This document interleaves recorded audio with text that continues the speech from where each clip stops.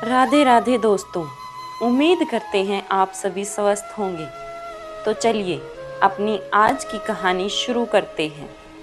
प्राचीन काल की बात है, जब धरती पर धर्म की स्थापना करने के लिए कई महान ऋषि और मुनि तपस्या कर रहे थे। उन्हीं में से एक थे महर्षि अद्वैयानंद, जो हिमालय की एक दुर्गम गुफा में तपस्या करते थे।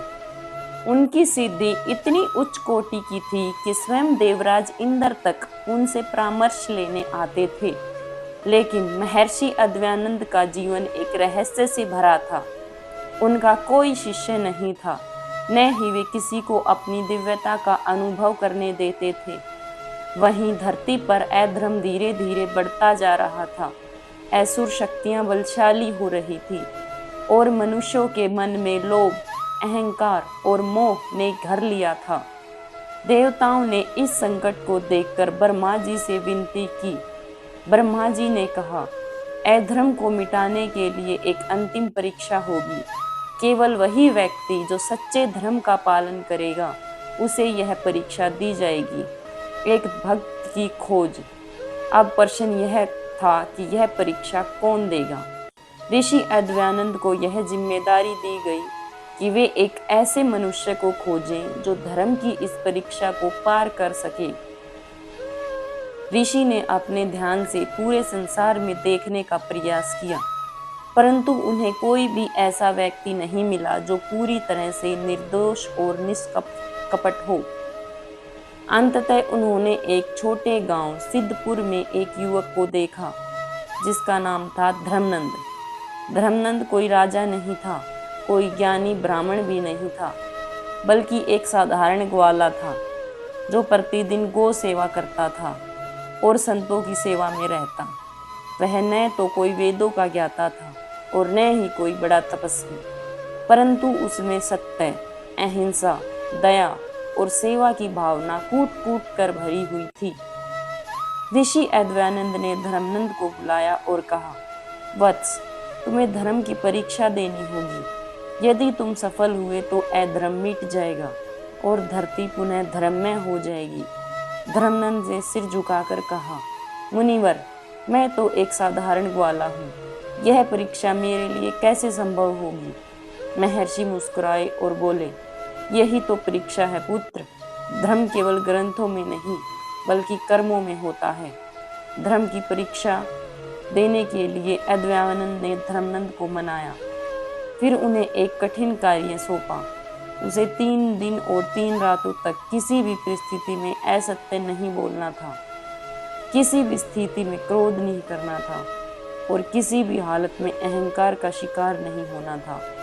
धर्मनंद के लिए यह कार्य कठिन नहीं था, क्योंकि उसने अपने जीवन में सदैव सत्य का पालन किया था। लेकिन यह परीक्षा इतनी सरल भी नहीं थी जितनी प्रतीत हो रही थी।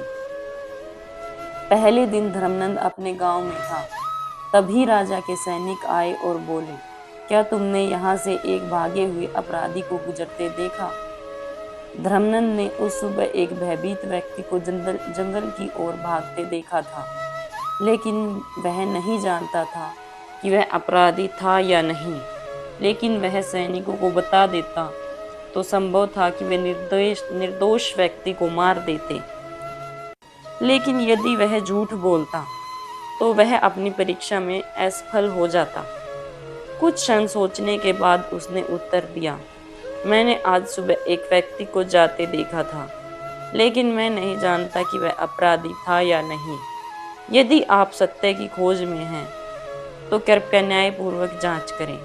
सैनिक आगे बढ़ गए। धर्मनंद ने सत्य को नहीं छोड़ा, लेकिन किसी निर्दोष को संकट में भी नहीं डाला।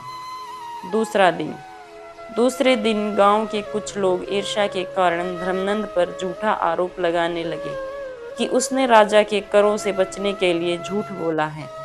धर्मनंद को राजमहल बुलाया गया, जहां राजा ने उसे अपमानित किया और उसे कोड़े मारने की सजा सुनाई।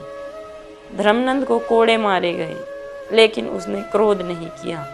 उसने केवल कहा, यदि यह मेरे पूर्व जन्मों के कर्मों का फल है तो मैं इसे सहर्ष स्वीकार करता हूँ। यदि यह अन्याय है तो धर्म स्वयं इसका निर्णय करेगा।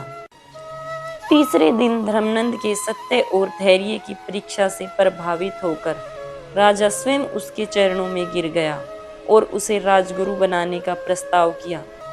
लेकिन धर्मनंद ने कहा, राजन, मैं एक साधारण ग्वाला हूँ। मेरी सेवा गोमाता की रक्षा में है, राजमहल में नहीं।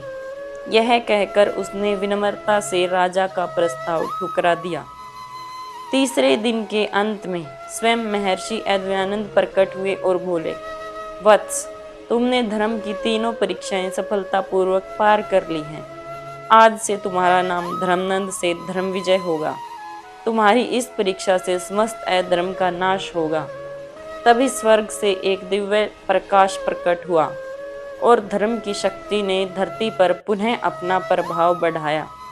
असुर शक्तियां नष्ट हो गई और समस्त जीवों के मन में धर्म, करुणा और प्रेम का संचार हुआ।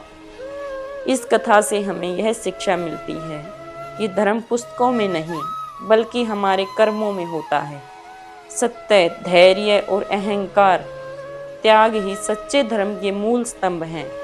धर्मनंद का यह सत्य संदेश युगों युगों तक जीवित रहेगा और हर युग में कोई न कोई धर्मनंद जन्म लेगा जो अधर्म का अंत करेगा। ओम शांति। हमारी कहानी सुनने के लिए धन्यवाद दोस्तों। अगर आपको ये कहानी पसंद आए तो वीडियो को लाइक अवश्य करें। इससे हमें और वीडियो बनाने की हिम्मत मिलती है। राधे राधे।